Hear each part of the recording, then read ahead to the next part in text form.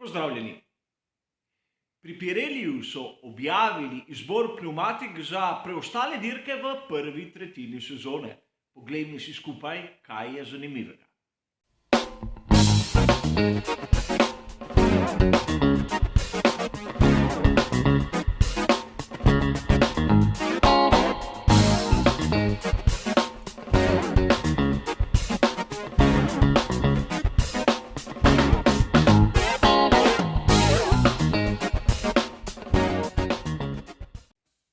Sedaj tudi uradno vemo, kakšne mešanice bodo zastopane na četrti, peti, šesti in sedmi dirki v letošnji sezoni. A kot smo videli že na prejšnjih dirkah, je bila tista na prvi pogled najbolj drzna kombinacija, govorim o veliki nagradi Avstralije, tudi tista, ki je prinesla najbolj predvidljivo in dolgočasno strategijo. Danes si bomo pogledali skupaj, kaj lahko pričakujemo in kje bi lahko bili pri Pireliju rahlo bolj drzni.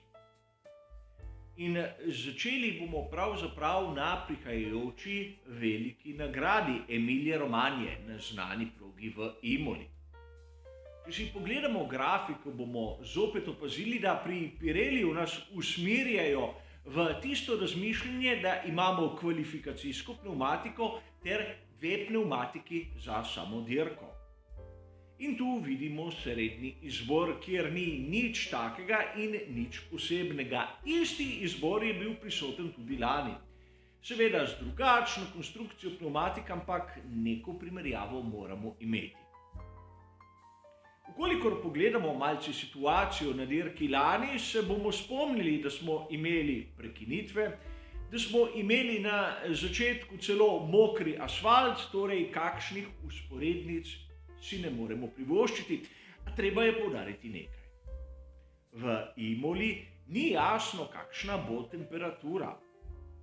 Lahko bo malce pretoplo, lahko malce prehladno, zato je ta izbor, ki ga vidimo, pravšnji. Tudi zaradi tega, ker v lanski sezoni je bila dirka kaotična, morajo biti pri Pireliju malce bolj previdni, malce bolj, recimo temu, predvidljivi. In zato izbor C2, C3, C4 po mojem osebnem mnenju je pravi. Videli bomo lahko tudi tu mogoče kakšno drugačno strategijo od tiste, ki so jo nekako za optimalno predvideli pri Pireliju. A že naslednja dirka, velika nagrada Miamija, nam ponuja v bistvu isti izbor, čeprav je tu izhodišče v bistvu drugačno.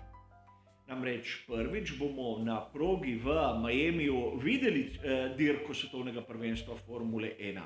Gre za dobesedno ulično dirko in Pirelli enostavno nima podatkov. Zato tudi tu C2, C3, C4. Tisti srednji izbor, ki nekako zagotavlja, da vsaj dve od treh pnevmatik bodo primerne za samo dirko. In to je bistveno, namreč pravilnik veleva, da morajo vozniki na progi uporabljati dve različni mešanici. In ni določeno, ali je tista najmehkejša, srednja ali najtrša, ki jo imajo v izboru. Čeprav, kot sem povedal na začetku, tisto najmehkejšo Pirelli nekako vsiljuje kot kvalifikacijsko pnevmatiko. A takoj po končani veliki nagradi Miamija se bo karavana Formule 1 zopet vrnila v Evropo, v Španijo, kjer bomo pa videli nekaj zanimivega. V Barceloni bodo vozniki imeli na razpolago najtrši izbor, torej C3, C2 in C1. In zopet, če to primerjamo z lansko sezono, bomo videli totalno enak izbor. Le, če bomo malce bolj natančni, bomo ugotovili, da na sami dirki nihče ni uporabljal najtrše mešanice. Raje so posegli po postanku več in tu bi rad dodal še nekaj izjemno zanimivega. Namreč, če se spomnimo, prvi del zimskih testiranj se je zgodil v Barceloni, na isti progi, kot bomo gledali veliko nagrado Španije. Temperature so bile nižje in najboljše rezultate so vozniki takrat dosegli na pnevmatiki C5 in C4. Morda bi bilo tu bolj primerno, da bi Pirelli ponovno izbral tisto srednjo kombinacijo. Vsaj mi, navdušenci, bi lahko nekako začeli špekulirati, ali obstaja tudi upravičeno hitra alternativna strategija. Ampak vidimo, da s takim izborom pnevmatika C1 dvomim, da bo prišla do samega izraza. A seveda čas bo pokazal svoje. In seveda 7. ter lahko bi rekli zadnja dirka v prvi tretjini je velika nagrada Monaka. Verjetno najbolj prestižna in tudi najbolj znana velika nagrada v cirkusu Formule 1. In tu ima Pirelli nekako zapovedan izbor. Namreč vidimo lahko nasprotni ekstrem od tistega, kar smo opazili v Barceloni. Najmehkejše mešanice, torej C3, C4 in C5. Zakaj v resnici gre tu za dobesedno usiljen izbor, ne bo jasno, ukoliko razmislimo, kakšna je povprečna hitrost, ki jo bolidi Formule 1 dosežejo. Izjemno nizka. In to pomeni, da pri nizki povprečni hitrosti lahko bolid v samo pnevmatiko preusmeri nižjo količino energije, poenostavljeno. Kolikor bi imeli trše pnevmatike, bi jih marsikdo verjetno ne bi bil niti sposoben segreti. In to bi pomenilo, da na ozkih ulicah kneževine v Monaku ne bi imeli nobenega oprijema. Verjetno se spomnite, kakšno serijo nesreč smo gledali v sezoni 2021.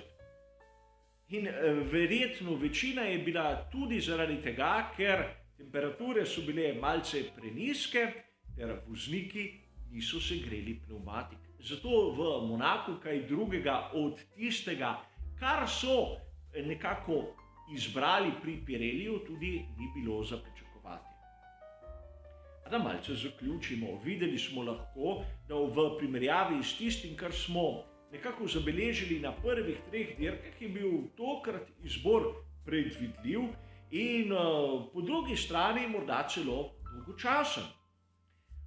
Če smo malce bolj natančni, smo videli, da obstajajo seveda tudi možnosti za izboljšave, ampak tak izbor, kot nam ga ponuja Pirelli, lahko dovoli določenim malce bolj drznim ekipam tudi uporabo neke alternativne strategije. Lep primer alternativne strategije smo videli pri ekipi Williams ter Aleksandru Albonu na veliki nagradi Avstralije. To nam dokazuje, da z malce poguma in seveda strokovnosti ter kančkom sreče, ki je pa zmeraj potreben, se da. Meni osebno je izjemno dolgočasno, če bi se nekako uresničile želje Pirellija. Torej, ena mešanica za kvalifikacijo, en postanek na dirki ter 2 mešanici, ki so nekako zapovedane za tisto nedeljsko glavno dogajanje. To po mojem osebnem mnenju gre bolj na roko tistim novim navdušencem, ki pravzaprav ne poznajo Formule 1. Ampak sledenje tudi strategiji je ena izmed tistih zanimivosti, ki vsaj meni dodaja tisto nekaj več, kar druge oblike motošporta malce zanemarjajo. Verjamem, da sem sam lahko malce preveč zahteven in da mnogim navdušencem je všeč, da je vse predvidljivo in vse takoj razumljivo. A šport je tudi lep, ker lahko vsak najde nekaj zase in vsi smo si različni.